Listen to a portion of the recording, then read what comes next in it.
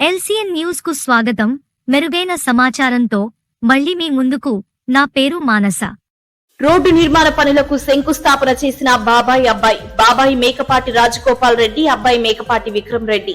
నెల్లూరు జిల్లా ఆత్మకూరు, ఉదయగిరి నియోజకవర్గంలను కలుపుతూ అతి ముఖ్యమైన రోడ్డు నిర్మాణానికి శంకుస్థాపన చేసిన ఆత్మకూరు శాసనసభ్యులు మేకపాటి విక్రమ్ రెడ్డి, వారి బాబాయి ఉదయగిరి నియోజకవర్గం ఇన్ఛార్జి మేకపాటి రాజగోపాల్ రెడ్డి ఆత్మకూరులో నేడు రోడ్డు నిర్మాణానికి శంకుస్థాపన చేసి రోడ్డు నిర్మాణ పనులను ప్రారంభించారు. అనంతరం జరిగిన సభలో కార్యకర్తలను, స్థానిక ప్రజలను ఉద్దేశించి ఆయన ప్రసంగించారు.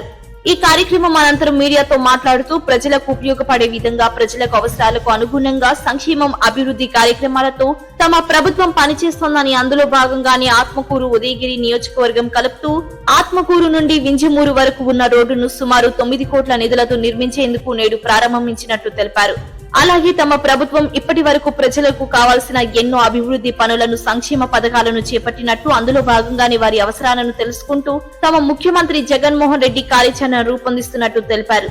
ఈ కార్యక్రమానికి హాజరైన ఉదయగిరి వైఎస్ఆర్సీపీ పార్టీ ఇన్ఛార్జ్ రాజగోపాల్ రెడ్డి మాట్లాడుతూ ఎన్నికల లోపే ఈ రోడ్డును నిర్మించేందుకు పూర్తి సన్నాహాలు వేగవంతంగా చేస్తున్నామని, త్వరగా రోడ్డు నిర్మించి 2 నియోజకవర్గాల ప్రజలకు ఉపయోగకరంగా ఉండేలా చేపడతామని తెలిపారు.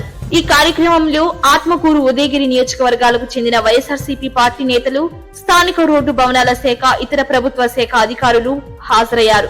రోజుల్లో ఈ ప్రాంతానికి కొత్త ఎన్హెచ్ కూడా వస్తుంది. దాని లింక్ రోడ్స్ కూడా ఒక ప్రపోజల్ చేసి ఎన్హెచ్ కి పంపించున్నాము.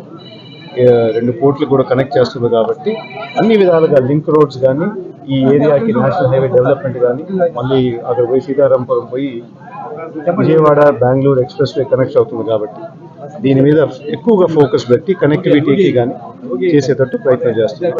మన ముఖ్యమంత్రి గారు కోరింది కూడా ఏంటంటే, ఈసారి మేనిఫెస్టోలో తప్పకుండా ప్రతి గ్రామానికి అన్ని విధాలుగా నిధులు వచ్చేసాయి కాబట్టి, అన్ని విధాలుగా ఇన్ఫ్రాస్ట్రక్చర్ వచ్చేసింది కాబట్టి, ఏంటి సచివాలయం కానీ, రైతు భరోసా కానీ, ఇట్లాంటి బిల్డింగ్లన్నీ వచ్చేసాయి కాబట్టి ఇంకా నెక్స్ట్ ఫోకస్ మంది ఓన్లీ రోడ్స్, డ్రైన్స్ మీద ఎక్కువ ఫోకస్ చేసి ఈ మేనిఫెస్టోలో తీసుకురామని చెప్పి కోరాము.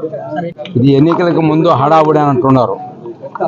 మార్చికి మేము రాజుగారు కాంట్రాక్టర్ గారిని రిక్వెస్ట్ చేయటం జరిగింది. అంటే ఆయన వేరే విధంగా బిజీగా ఉన్నాడు. ఈ పర్మిషన్లు కూడా దీనికి సరిగ్గా రాలేదు కాబట్టి అన్ని పర్మిషన్లు తీసుకున్న తర్వాత ఆయన రెడీ అయ్యారు. మేము కూడా దానికి తగ్గట్టు మేము రిక్వెస్ట్ చేశాము. రిక్వెస్ట్ చేసిన తర్వాత రేపు ఎలక్షన్ల లోపే రోడ్లు కంప్లీట్ చేస్తాము అని